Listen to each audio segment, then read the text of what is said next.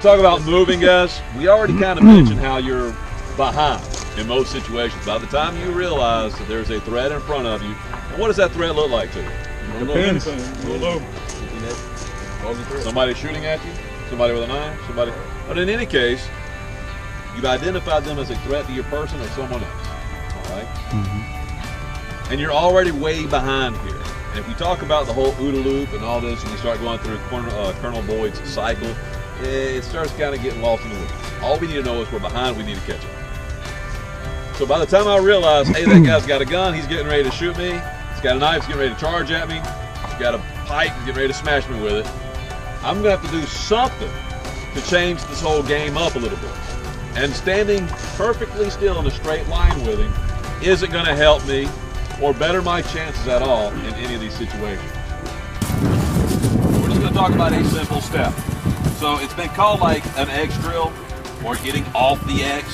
If you would just take like a line between your toes and your heel, right? What are we standing on? That. So if I draw a line between this, the toes, the heel, toes, heel, I'm standing right on an X. When they say get off the X, it's more than just take a little small step on one side or the other. Because if I take a little step like this, guess what I'm still standing on? I'm still on the X. And the thing is, if this target were an actual person shooting at me and I'm getting ready to return fire, I'm gonna have to try to do something to better my chances. If I step out of the line of fire, even for a split second, quick enough for me to come out of the holster and put some rapid shots into my target, I'm bettering my chances versus just standing in the same spot where I was already way behind and allowing him to continually shoot at me while I draw my weapon, while I come out to a full lock position, while I index a flash sight picture over my intended target, and then fire those rounds. You hear all those steps? Sure, it happens fast, but while we're doing all that, guess what they're doing? They're shooting, they're charging us, they're stabbing us, they're smashing us, whatever the case may be.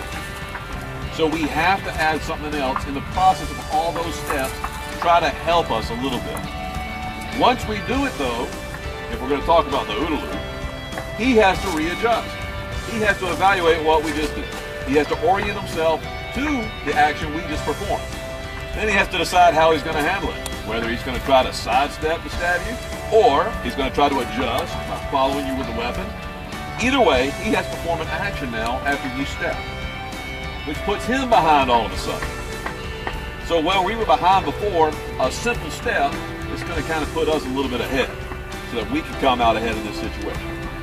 So how far should you step? Obviously we want to get off the X. But another way to think about it, guys, we're at combat distance. How accurate does he have to be? He has to point it in your general area and start pulling the trigger as fast as he can. One of those rounds, one of those many rounds, have a good chance of hitting you. You're about 21 feet away from somebody. So we do want to move.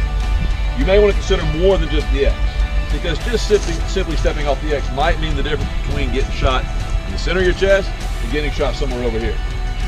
I don't want to get shot at all. So when I step, I want to step way the hell out of the line of fire.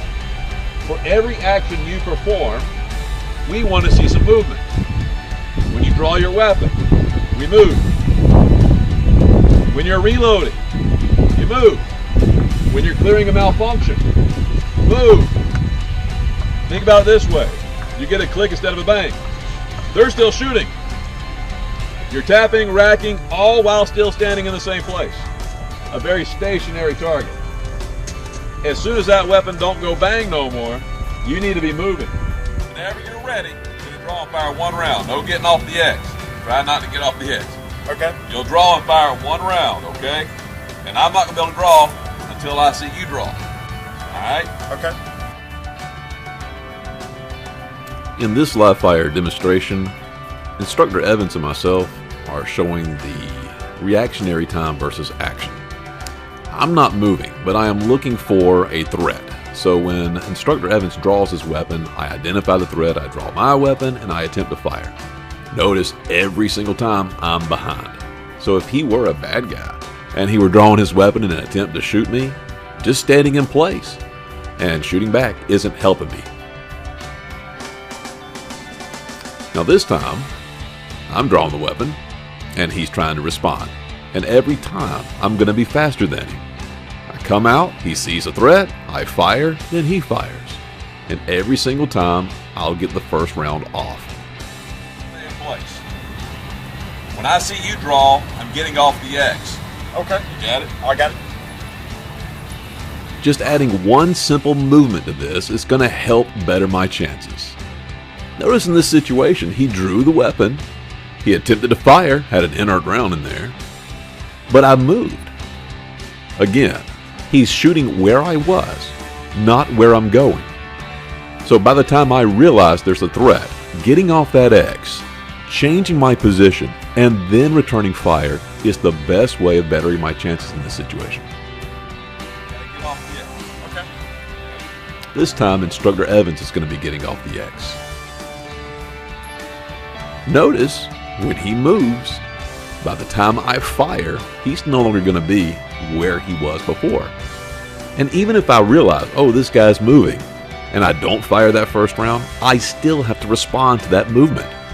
I don't know which way he's going to move if you were in front of me. I would have no idea of knowing. So I would have to track him, readjust, and then fire. To that, he's playing to my weakness in Boyd's cycle. It's a hard thing to do to teach people to move on the range. After having years and years of people telling them from behind, don't move, don't flinch, don't, because it's considered on a square range a very dangerous thing to move all over the place. In that, we've created really bad range scars. One in which it's really hard to get people to move all of a sudden. To tell people for every action you perform, I need you to move. When you draw your weapon, I need you to move. When you come from a low ready to a high ready, move. Trying to establish whether or not that's a threat. You realize it's a threat because they just did something bad. Do you still want to be standing in the same place? No. So going from a low ready to a high ready, well, we consider that an action. So you should move.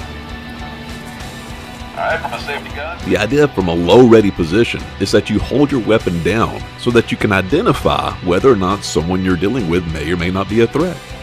And the simple idea of being in a low ready gives people this false sense that they're going to be faster and that all they have to do is lift the weapon up and start firing. But even that small action puts us behind. So if I have the weapon already in hand and I've got it oriented downward, talking to someone, trying to realize whether or not they're a threat to me, by the time I realize, oh my gosh, they've got a gun, they've got a grenade, they've got a knife, they've got whatever, they're a threat, by the time I lift the weapon and start firing rounds, I'm already behind. So for every action we perform, whether it's coming out of the holster or going from a low held position to a flashlight fire position, we need to move. We've got to change the game. We've got to put ourselves in a position of advantage, not a position of being behind. And at these distances, combat distances, 10 yards closer, 21 feet, whatever the case may be, at these close distances, time is an important thing. These students are practicing with a sight picture that we refer to as a flash sight picture. So when they get off that X and engage, they're just indexing sights over the target and firing. Now this student is putting everything he's learned up to this point in this exercise. He's getting off that X, he's engaging the target, he has combat follow-through and clearing malfunctions when they happen, and moving while clearing these malfunctions. If you catch a malfunction, you don't want to stand right in front of someone and try to clear it. You got to get off that X, you got to move. Again, for every action we are performing, reloads, malfunction clearing, holster draws, indexing the sights, we've got to move.